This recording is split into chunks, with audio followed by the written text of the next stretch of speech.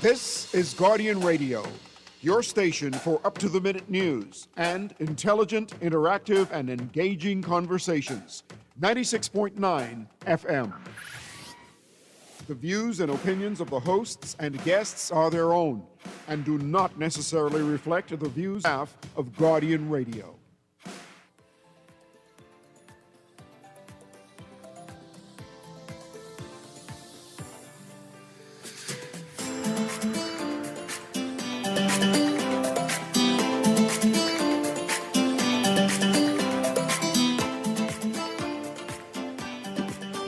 Good morning and welcome to Guardian Radio AM. Today is Monday, June 8th. It's a little after 11 o'clock in the morning. Once again, this is C.A. Newry, and I shall be your host for the day. Today, I expected to have representative from the Ministry of Labour here. They called and canceled last minute. They say they can be back here on Monday. I'm kind of excited about the show. I'm trying to have a show on general orders. Anyone know what general orders is? Yes, I'm trying to have a show on general orders. Explain that to me, to listen to the audience. I think some of us tend to get things confused, you know. I'm trying to have a show on defining what public service versus civil service is. Is there a difference between the two? I am not sure. I had them reach out to me, and they were delighted for the show.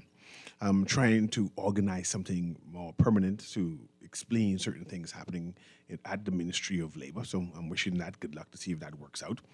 But I'm really excited for this particular time. You know, this particular time when election just over and some people had some concerns. So I'm hoping that I can invite them on to just go over one or two things that I just didn't know, right? So because of them canceling it, and we'll be here on next week, it's going to be an open line Monday. Yeah, starting the week off with an open line. So that means you can call in and we'll talk what you want to talk about. We're also always in reason. I have one or two things that I want to talk about. Right? We can talk about Labor Day, right? I noticed that only 3 jungle groups rush. Is that something to be concerned about, right? Did you enjoy your Labor Day? I have a article. No, it's an editorial in the Tribune that I plan to read into the record to see what you say, what you think about that. So I'm going to start off with that. I also see some advisement from the Ministry of Foreign Affairs that I plan to read in the record. They're concerned about Cuba. Actually concerned about Bahamians going to Cuba. But all are the same thing, right? But the idea is that our foreign ministry is giving us some advisement. And when they give us advisement, Bahamians must take note and try to understand the circumstances of what's happening. So I'll read that into the record. And then we can start pontificating about that. What does that mean? What if such things happen to the Bahamas? What can we do? So that's going to be the conversation. But without further ado, this is the Tribune I plan to read from. It's page 6, Monday, June 8th. 2026, right? The headline reads, "Has partition politics hijacked Labor Day?" Now, this discussion has been discussed again and again and again. In truth, I tend to get wary of it because we talked about this last year. We talked about it the year before.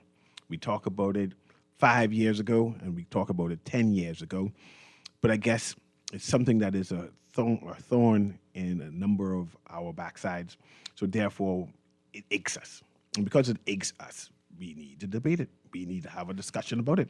We need to see what's the general consensus of Bahamians. Perhaps the people who are complaining, just complain for complaining's sake, or perhaps it's a real concern that we may have to petition our politicians about and say, hey, I understand you want to participate. I understand you are partners of labor, but what you are doing purpose. So I'm going to read this, and I want you to comment on it. Give me your input on it. So I'll continue. Again, the headline says, in the Tribune, page 6, the headline says, has partition politics hijacked Labor Day? In my day, I did not allow the progressive ability to dictate to the Bahamas Federation of Labor, not in quotes. Interesting words from another by no less a person than Sir Randall Fox himself. On Friday, the celebrations of Labor Day again saw two separate events take place: the traditional Labor Day March and the Trade Union Congress event that began last year as a gathering. This year, there was a little doubt that was a separate march. The traditional parade met up at Windsor Park before setting off, with politicians among its numbers, the PLP in yellow and the FNM in red. The TUC march, which with several affiliated unions, set off from the House of Labor and ended at the Southern Recreation Grounds. There has been much talk about, pardon me, there has been much talk about size, though the real word that should be used there is partisan. Unionization is political by its nature. Labor rights are political. Worker conditions are political. Fundamentally, almost every aspect of our daily life is political in nature because it is allowed, forbidden, or governed by political decisions. Such is our world. What the real concern is whether the workers truly are the focus now or whether the labor movement has been subsumed by political leadership trying to take the spotlight. The debate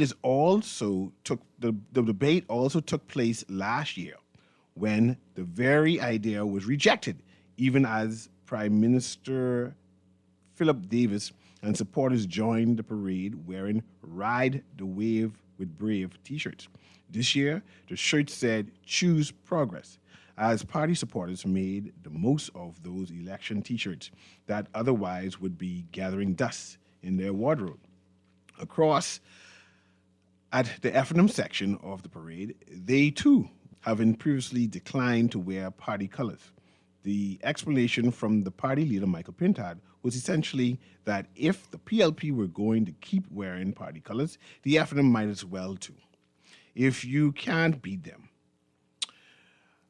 Although perhaps that's the wrong saying to use given the recent election. Bahamas Public Service Union President Kingsley Ferguson said, there is no problem with political parties coming on the parade, but come and support workers. Wear neutral colors. Don't bring party colors to the parade. That's supposed to be celebrating the workers of the country.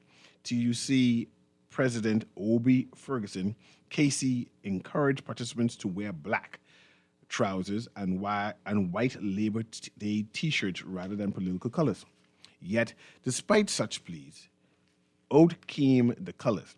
Labor Minister Pia Glover-Roll said she felt the parade was not politicized because the parties are at the back of the parade, not mixing in, saying, I don't think it's politicized in any way, and there is a clear separation. Both parties also took to social media to post their participation in the parade. Neither used their platform on that day to amplify the voices of the unions themselves, to state the battles that the workers are presently facing, or to directly explain what changes our country workforce deserve. The parade will have included a number of workers still presently in dispute with the government over a range of issues, of course. It can sometimes be hard to process such thoughts as people say how they are on your side and while not yet having agreed to what you are asking for. And that is the case down the years, no matter who is in power. Back to the quote from Sir Randall Fox, who said he would not let the PLP dictate. At the time, he added that was for the simple reason that whenever there was a dispute, they wanted to know if I was negotiating as the Bahamas Federation of Labor or was the PLP coming. I said, no, this is entirely an industrial dispute. This is not a political dispute about bread and butter. And I made myself very clear about that. The PLP didn't like that because whenever I made a move, they wanted a ride, a free ride that I would not mix my negotiations in that fashion. He continued, and this is perhaps the most persistent of his quotes relating to today's issue. Today, both political parties are trying to ride the bandwagons of the TUC and others. As a result, they, the labor movement, are not as effective as they can be for the poor people. I hope there will be another Bahamas Federation of Labor, but it takes a long time to build a man. Further, when asked about divisions in the labor movement, at the time he replied, "You said they are not united and asked me for advice for them. Well, they should unite and stay clear of these political parties because no matter what they do, the political parties want to get on the bandwagon. And in getting on the bandwagon, they adulterate the aspirations of the labor movement. They will destroy it. It would be interesting indeed to hear Sir Randall Fox speak on today's conundrum, but in honoring a day that bears his name, our political parties and our unions would do well to dwell on what he said in the past." And that's the end of that editorial there. So I want to have a discussion of that, right? In reference to Labor Day parade being too politicized or too partisan, as the editor of the Tribune is saying. If you speak to the PLP always says that Labor and the PLP mandate is basically one, to wipe away all the tears from their eyes. They're saying from the initial instance or initiation of the labor movement, the Labor Party, the PLP was involved. This would suggest that Randall Fox was a PLP before he became the leader of the Labor Party in general, and that the PLP always supported Labor, that the PLP always marched in Labor, and subsequently, that's what they do.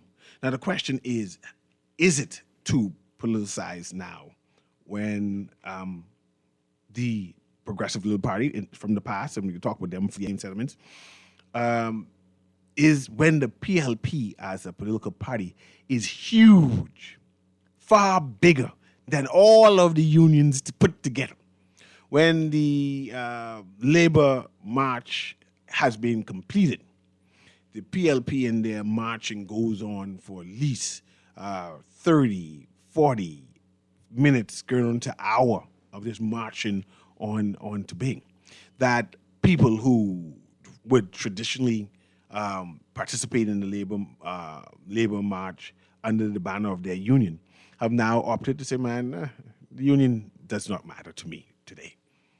Being a part of my party is more important, right? And by reverse, the PLP said, but people have a right to choose. This is what democracy is about. Democracy dictates that I can choose who to associate with. And the people of the Bahamas, in majority, in the main, have decided that they want to participate with their political party, the PLP and the FNM. So when people complain, I wonder if it's falling on deaf ears. Who are they lobbying? Who they are trying to appeal to in their good self? I'm hoping that you decide to tell your followers, don't march. Or is it like what Kimsley Ferguson said, you can march under your banner, right? But not wearing any PLP paraphernalia or FNM paraphernalia. But if they're in the back of everyone parade, and if they're not even wearing their political colors, even if they're wearing all white or black, you know who they are. They're not a part of the parade for the union. They are part of the parade for a political organization. And then it comes to the word culture.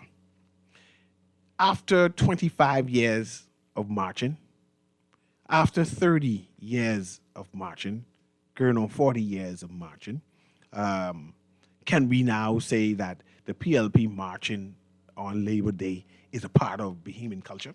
This is something that you expect. This is something that they do. It's a tradition. And if it's something that they do and it's tradition, who are we about our culture, PLP culture? right? Now let's read some of these texts before I move on to my next topic, right? The PLP are a band of reprobates. I mean, okay, Texter. They can see no wrong in that party. They support Satan. Okay, Texter. Oh, okay, Texter. They support Satan if he was a PLP. Okay, if Satan is a PLP, that means he got saved. He can't be Satan no more because he got saved, right? The PLP are, they send the same thing again twice. I guess they was eager to send that text, right? This text says, great show as usual. Last week, I know this was going to be the topic. After every Labor Day, we go through the same thing. Yes, every day people complain about the same thing. And I'm trying to say, if it is now a part of our culture, if we expect the PLP to come out in large numbers, if Bahamian people in mass say, man, they don't want to march with Labor, they prefer to march with their political party, shouldn't they have the right to choose? That's what democracy is about. They don't want to march with Labor no more. And some people say Labor is in jeopardy. Yes, Labor is in jeopardy because what the Labor is pushing, the agenda, is not seemingly resonating with a large number of people. If you can't get your members to come out and march with you and support Labor Day, it's a problem in your machinery. It's a problem in your management. And that's what they need to address, not to address external issues. You've got to address the internal issues. They cannot get their members to come out. That's the bigger problem. This text says, General Orders is a guide that to adjust it. It's almost like being in slavery. You can only speak to issues through your uplying supervisors or managers. And this is a critique, I guess, this texter is saying that general managers is outdated and needs to be updated. And they are working on it, so I heard. So, and I'll ask about that when they do come on, if there's going to be any update of general orders in general. But this person is saying that it needs to be adjusted, right? It feels just like slavery. I'm not sure if we just like to use these colorful words, but from our last two texts, we do use emotive words to express ourselves. It is interesting. But yes, I want to understand and appreciate what general orders is in general, what it encompass, how does it impact the Bahamian worker, especially those who work, I guess those who work for the public service in the main. But let's go to my next topic today, right, is this warning from the Ministry of, they put out a warning yesterday or the day before. Let me see if I can get it up. Okay, there we go. It's dated June 5th, 2026 advisory, right? It's a travel advisory, Ministry of Foreign Affairs, reference Republic of Cuba travel, right? It says, avoid all non-essential travel. Cuba continues to experience challenges affecting electricity supply, fuel availability, transportation, and access to basic goods and services. These issues may impact daily life across the island, including in Havana, and could change with little notice. The Ministry of Foreign Affairs advises all Bahamian nationals traveling to or residing in the Republic of China to exercise caution and to remain aware of current local conditions. Entry requirements. Required documents. Passport must be valid or at least 6 months from entry for at least date and contain at least one blank page. Travel documentation. Return onward tickets required. Proof of accommodation may be requested. Advance travel completion of the online health and travel declaration form prior to arrival. A QR code will be generated and must be presented to immigration authorities upon entry. The declaration form is available, and they give you a link, right? It's dviajeros.mitrans.gov.cu in CO. Okay. Visas and tourist cards. A visa is required for entry, allows for stays up to 90 days. Extensions of stay must be arranged directly with Cuban immigration authorities in Cuba. For purposes other than tourism, example study, seek further information from the Cuban embassy in Nassau regarding obtaining the appropriate visa category. Comply strictly with immigration regulations. Overstaying the authorized period may result in fines and/or detention. Money and financial limitations. Primarily cash-based economy. Cuba operates largely on a cash-based system. International banking access is extremely limited. Bring sufficient cash, US dollars or euro, to cover all expenses for the duration of stay. Cash may be exchanged for Cuban pesos at authorized exchange offices, banks, airports, or designated hotels. Informal currency exchanges should be avoided. Let's read the next page of this. Currency restrictions, entry and exit. Travelers must declare cash amounts exceeding $5,000 upon entry into Cuba. When departing, travelers carrying more than $5,000 in any currency must declare such amounts to the relevant authorities.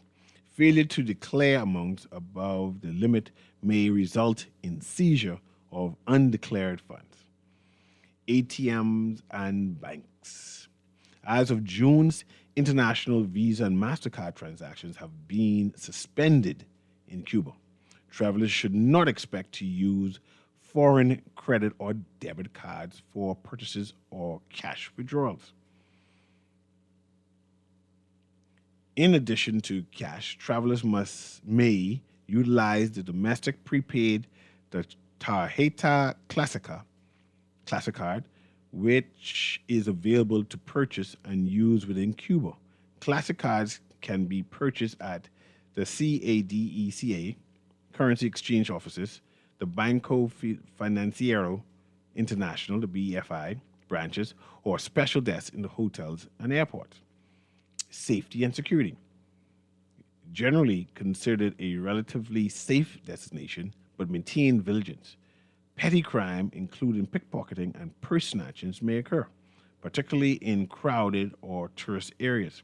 Avoid displaying large sums of money, jewelry, or expensive electronics. Report any crime to local police. Use only licensed and registered transportation services. Avoid accepting rides from strangers. Demonstrations and police presence may occur without notice and are closely controlled by authorities. Avoid all demonstrations and gatherings and follow instructions issued by local officials. Police and military presence may be more visible. Police and military presence may be more visible, particularly in Havana. Carry identification at all times and comply with requests from law enforcement authorities. Health and medical care. Medical services. Access to hospital care and certain medical treatments may be affected by shortages of fuel, electricity, medical supplies, and equipment. Ambulance services may be limited or displayed. Private transportation to a hospital may be necessary. Bring an adequate supply of prescriptions, medications, and basic first aid supplies, as many medicines may not be readily available. All medical services provided by the government of Cuba require cashless payments by international debit and credit card. Patients must have the amount to cover all medical care expenses at times of the service on the bank. Let's see the last one. Last notice is vaccinations and diseases. No specific vaccinations are required for entry. Mosquito-borne illnesses include dengue fever, and Chikungunya, that's how you pronounce it, and are present. Local laws and customs. Follow all Cuban laws and respect local customs during stay. Drug-related offenses carry severe penalties. Electronics, cigarettes, vapes, and personal vaporizers are not allowed in Cuba. Photography of military and installation, police facilities, or other sensitive sites is prohibited. Leaving Cuba with items and goods. Exporting art objects, including artifacts, paintings, and sculptures purchased in Cuba must be authorized to leave the country. There are limits on number of goods, honey, alcohol, and cigars, etc., that can be exported outside the country. Natural disasters. Almost finished. Hurricane seasons run from June to November. Severe weather may result in heavy rainfall, flooding, and strong winds. Monitor center and follow evacuation or safety instructions issued by local authorities. Local emergency numbers, and it goes by the numbers and contacts. So that's the notice. What I'm going to do now is let the lines be open as we do our open line Monday. Kermit will take a break right now. As we continue our discussion, like I said, that was a foreign affairs notice about travel advisory for the Ministry of Foreign Affairs about traveling to the Republic of Cuba. Anyway, Guardian Radio AM, we'll be right back.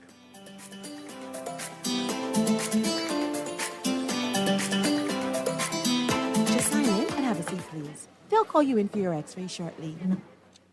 That's why they call it a waiting room. You won't have that problem at 4th Terrace Diagnostic Center or Imaging at Grosvenor. We never schedule multiple appointments, so you'll be in and out in no time. And if your initial screening reveals a concern, our radiologist can conduct an alternative screening right then and there. Call 328-8157 to schedule an appointment at 4th Terrace Diagnostic Center or Imaging at Grosvenor today.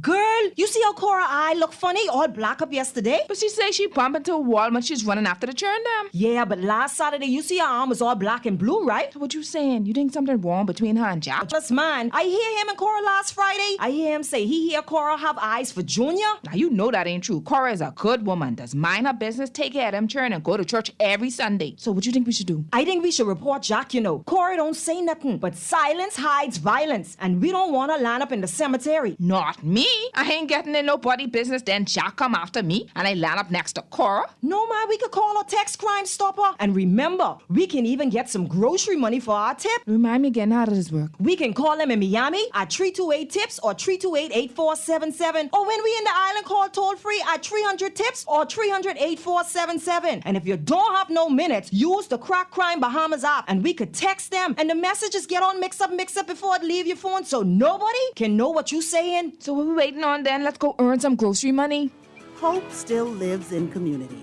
Join the Jenny Dean Caring and Sharing Cancer Support Group for the Hope Walk 2026 on Saturday, June 13th at 6 a.m. at Goodman's Bay. Walk alongside survivors, patients, caregivers, and families as we come together in support. Enjoy fellowship, vendors, activities, and our inspiring Hope concert immediately following the walk. Register at gdcancersupportgroup.com.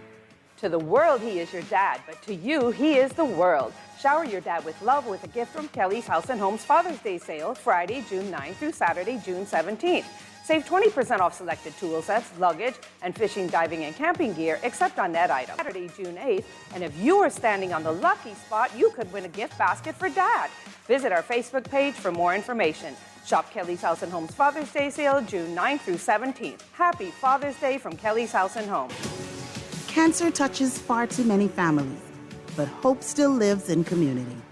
Join the Jenny Dean Caring and Sharing Cancer Support Group for the Hope Walk 2026 on Saturday, June 13th at 6 a.m. at Goodman's Bay. Walk alongside survivors, patients, caregivers, and families as we come together in strength, healing, and support. Enjoy community fellowship, vendors, activities, and our inspiring Hope concert immediately following the walk. Today at gdcancersupportgroup.com. Let's take every step forward together for hope.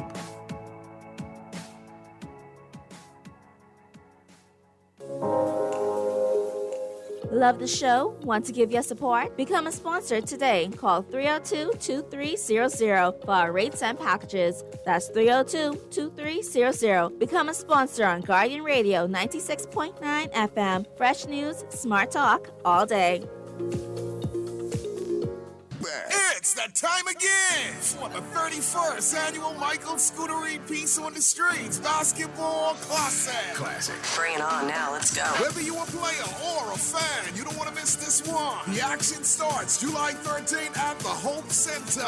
Log on to peaceonthestreets.com and register. Come on, everybody, we're going! That's the Peace on the Streets Basketball Classic, where we shoot hopes instead of guns. Game time.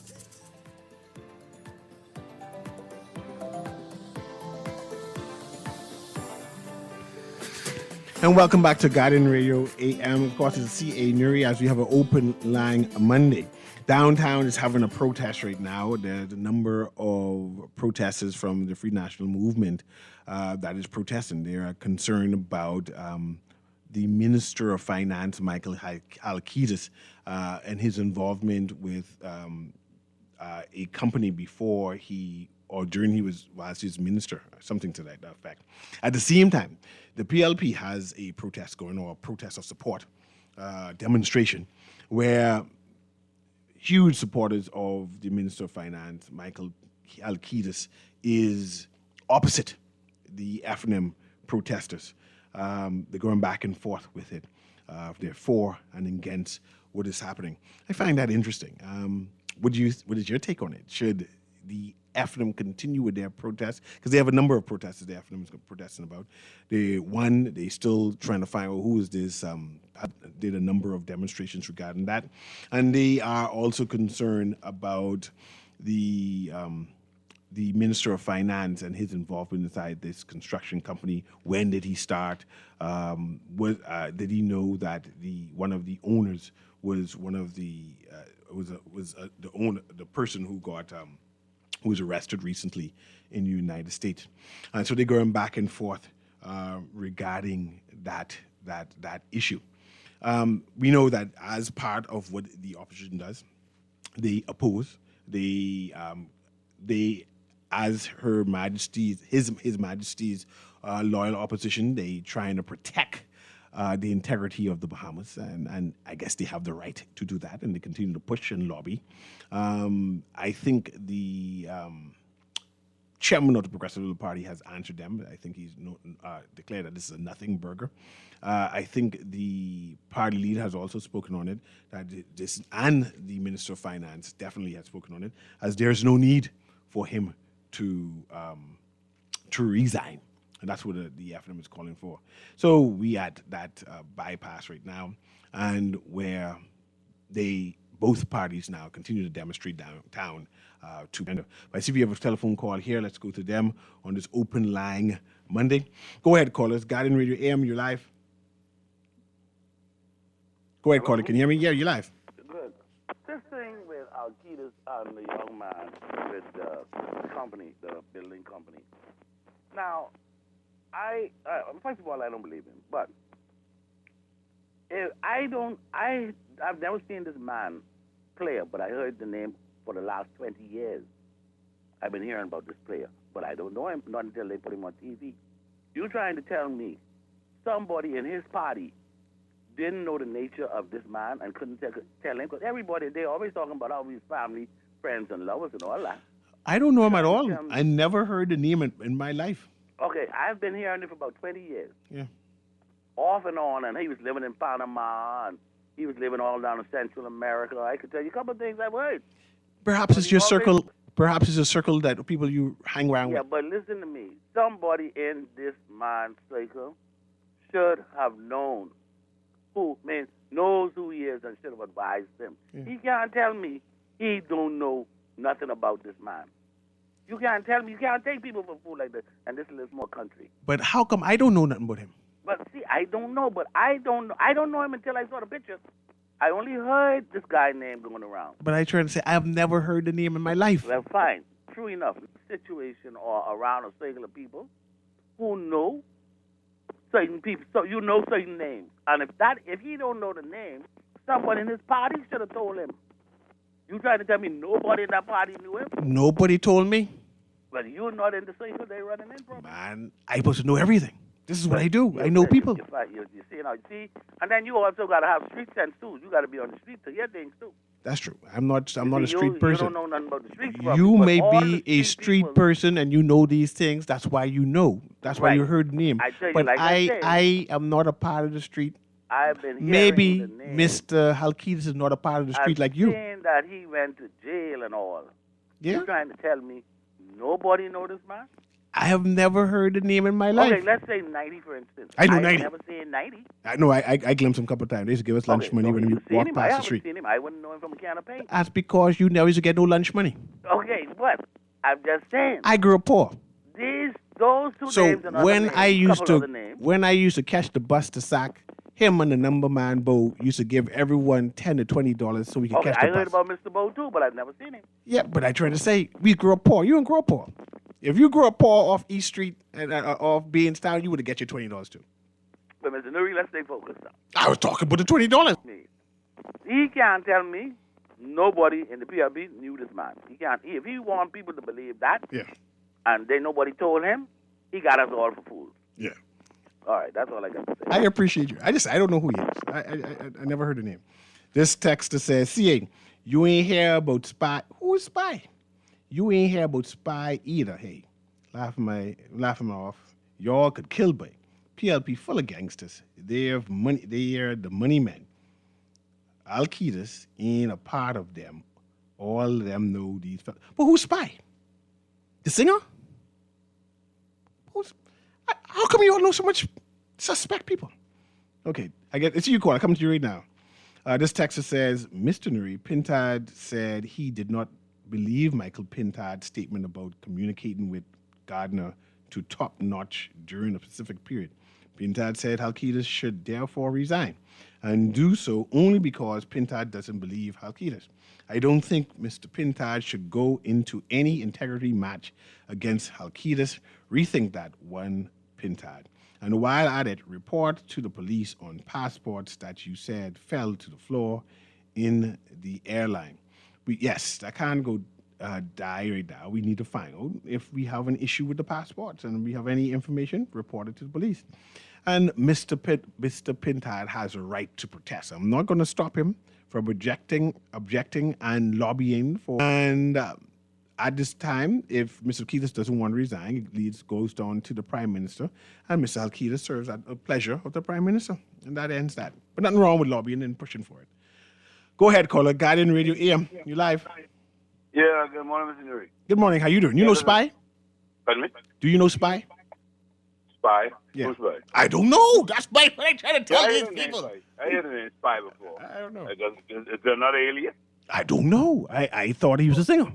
I know a couple people named Spy, but I don't know which Spy you're from. I don't know. Go ahead. Make up his nickname is Spy. Yeah. But I wanted to mention the two things. First, let me correct a statement that was made this morning. Mm-hmm. I think I hear Aaron saying something about part-time people not entitled to overtime if they're working, double time if they're working a public holiday.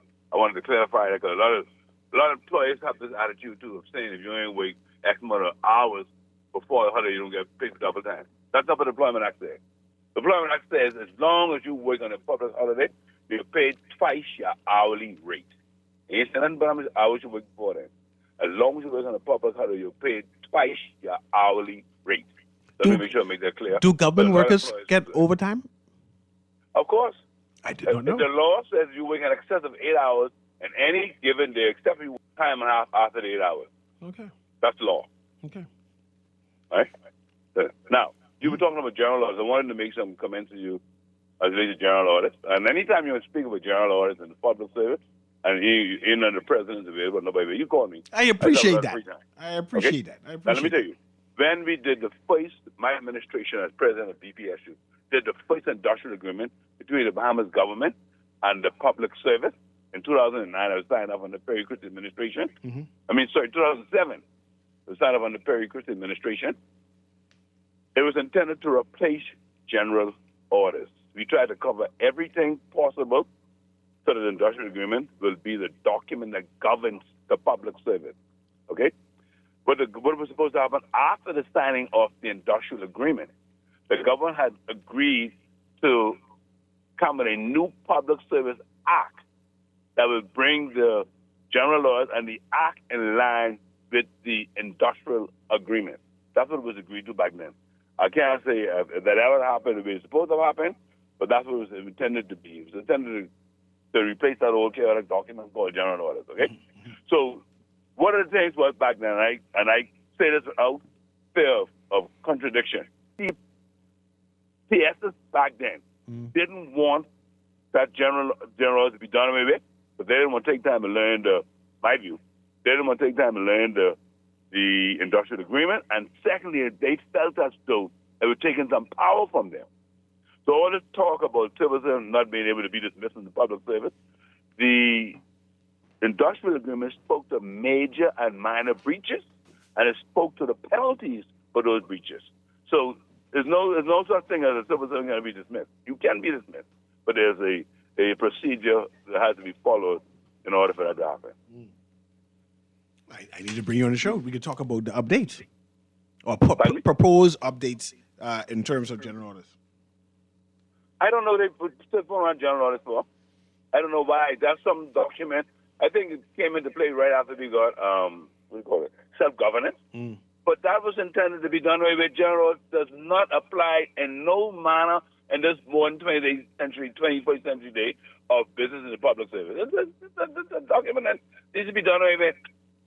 So what I'll do is I can have my show about general orders first, then invite you on in terms of what should happen, what should be updated to. Right. And you could also make this note that after signing the first industrial agreement with the Perry Christie administration, I then, under my administration, made recommendations for the Prime Minister and introduced a contributory pension plan for every new person coming into the public service from 2007. Oh, so that's from a long time then. Still not a long time. And I have some, at least one of my former members called me this morning and told me he read some articles that I wrote from 2007 on a pension plan for the public service. It isn't as bad as some people making it out to be. But the one thing the government cannot do is unilaterally change the terms and conditions of those persons who are already in the public service. So they have to be careful not to do that. And I wish to work with the government to help them with this if they want me to. I really, really would like to, work along with them to make sure we get this done right and correctly. I think this government is on the right track. Obviously, they're doing something well. Secondly, I admire the Ministry for the Public Service. I said to myself, boy, she must have seen my blueprint. Just about everything she did was in line with things that we call the VCare team administration, which was my administration for the union then, was recommending. And even when I attempted to be reelected last election, some things that came up with on my flyer, this minister was wise enough to implement, and it's making the public service look really good, making them more efficient. That's good to hear. But I definitely invite you back. Definitely. Yeah, no problem. Thanks again. Let's go on to this next caller there, Kermit. Guardian Radio AM, you live. Hi, how are you? How are you doing today, then? I'm doing well. How are you doing today, ma'am? I'll be good. Now, I just heard Mr. Pender, right? You asked him about overtime, if people get overtime, right? Yes, for the public service. Okay, but you needed to ask them, do you get it in cash? You don't get that in cash. A lot of times you don't get no overtime in cash. You get days owed. You get days owed? Pardon me? You get a day off? You hear? They'll give it you a vacation. They give you a day off. You don't get that in no cash. You very seldomly do you get that in any cash. And I was waiting for you to ask him about the overtime. But yes, you do overtime. But people want money in their pocket. You understand what I'm saying? Mm-hmm. No, I'm no longer a public servant person or anything like that, right? But I be in there with them general orders. Mm-hmm. It needs to be in cash. It don't happen like that. Mm-hmm. Okay? I was waiting for you to ask him, is it in cash? You never ask him that. I can ask him when he come on. Huh? I can ask him when he comes on. Listen, for real. and cash. People want money in their pocket. Mm-hmm. Don't give me no time, and don't give me no vacation, whatever time. No. Don't give me no day off. People want cash. Cash You rules can't all take things. no day off and say, go to the food store and pay. Mm-hmm. What you going to pay with that? No, you can't pay nothing with that. People want cash. You need to ask him that, sir. Anyway, you have a good day. I appreciate you, ma'am. Kermit, let's go to the next caller. The people want cash. Yeah, we get it lobbied up with the government. Go ahead, caller. You live. Hey, good day. How you doing, sir? I'm doing well. How you doing? I'm doing okay, thank you. How long ago did Pender said he was talking about the contributory pension? He said he used it on his platform when he was running for the last time. That's in Fox Hill. Okay, yeah, I remember that. And then he said also he had some of these ideas when he was, was it director? Yeah, I remember when he used that on his platform. Mm-hmm. Because I wanted to also add that I remember when I first joined, or around the time when I joined the civil service over 20 years ago, right? Mm-hmm. This was a recommendation that I've been making. And one of the primary motivations was the government, the current government structure is very limiting, right? And I don't think it's adequate if you want to enjoy a very good quality of life in your retirement, right? If you did a study on government corporations that do provide contributory pension plans, you would find that those persons who work for those agencies, they enjoy a much higher quality of life in their retirement because they're able to raise it relates to what they contribute towards that quality of life, right? Mm-hmm. But I heard someone say the other day on another platform that you shouldn't expect anything for free as it relates to the current scheme, right? Where the government contributes entirely to the pension plan. I didn't get a chance to speak to them or to raise a concern on that, but I think we have to be very careful with putting that kind of information out there because when you look, if you conducted an analysis of what civil servants give, right, in service, and that is those who are actually working, right, and doing the work, right, of the government. When you look at what they give in service, comparatively speaking to private sector, and you look at what they earn in salary and what is earned in benefits, it is no comparison. It is far superior, not close superior, far superior in the public service, in the private service, than it is in the public service. There's no comparison. And so one of the ways that the government makes up for the lack in pay and personal benefits, right? Or schemes like a pension plan or access to a vehicle and other things like that based upon the position that you're serving in. Okay. So that last caller, see, and then I want to make a final point on Al-Qaeda's place. So the last caller, it also depends on what position you serve in. Okay. Because if you are at a certain senior level or whatever the case may be, then naturally you have to exceed your or there are 10 allowable days for you to accumulate over time, right? So what you want to say about Al-Qaeda? you're not nervous. Well, I hear you something. Anyway, look, it is quite unimaginable that you would want anyone in the country to resign a position, any level of position, judge less, a position as high and as sensitive as the Minister of Finance or an executive of the country based on hearsay and based on innuendo and based on misinformation, right? That would be highly irresponsible. And if any prime minister or any government allows for such a low standard to enter into the service of executive service in the country, and that being the standard or the bar for someone to resign or to be removed from their position, then my God, we are a kangaroo country and not just kangaroo courtrooms, right? If the standard could be anyone making a false accusation against you, And you have Anton, to resign. I won't talk about this again. I could save it for tomorrow because I want you to bring the same topic up. But I have the lines full, and I try and get everyone to talk. But I can bring it up again tomorrow, so you can come back and call and say the same thing, so I can go back and forth with you. Let's go to the next caller there. Go ahead, caller. Guardian Radio AM. Yeah, me again, Mr. Newry. Go ahead. I thought it was important for me to clarify something the lady was trying to get some information on.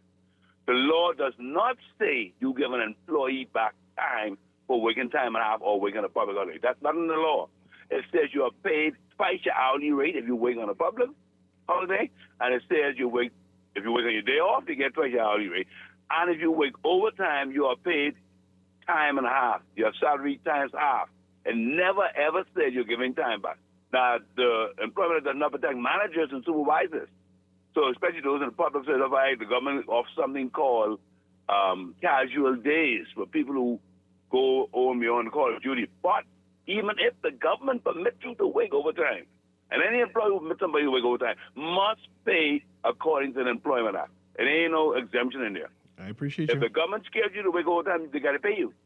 I appreciate you. Now, if you by 5 them instead of 7, 8, and they build up these extra hours, and so that's where they get their casual leave from. Okay? Thanks very But much. the yeah. law ain't say you're going to buy no time back for overtime. You got to pay. That's what it says. You have to pay them time and a half for overtime and twice the hourly rate for working on a public holiday. Thanks again. Right? And so, let me also correct you. I said when I signed off on the first industrial agreement in 2007 with the Perry Cruz administration, we then recommend that the government should review and start to fashion a contributory pension plan for the public service. And the main reason was every time the government wants to borrow money, the IMF will look at the expenditure of the government, which is the revenue, and one of the largest expense on the government is the public service salaries and the pensions. So from way back then, they've been talking about how to get out of some of the debt. So what the government did, rather than establishing a contributory pension plan, I guess for political reasons, what they did was they started to create these authorities. That's why the Hartford Authority came into play. That's why the Airport Authority came into play. So these authorities came into play to reduce the expenditure on the government books. So don't look at that as an expense to the government to pay pension and gratuities to those persons when they retire. Good. I might have to invite you sooner than later. I might invite you back sooner than later. It's 12 o'clock. I see I had this caller waiting for a while, but I got to go. Let me read this last text. Morning, CA, but me personally, I prefer my day back, time off, or add it to my vacation, keep the cash, and give me my day back. I always ask for extra time in time off. Amen. Okay. Because it hits the company harder if you have a day off. Anyway, tomorrow we'll continue our conversation. This has been Guardian Radio AM with CA Newry. You have a wonderful day.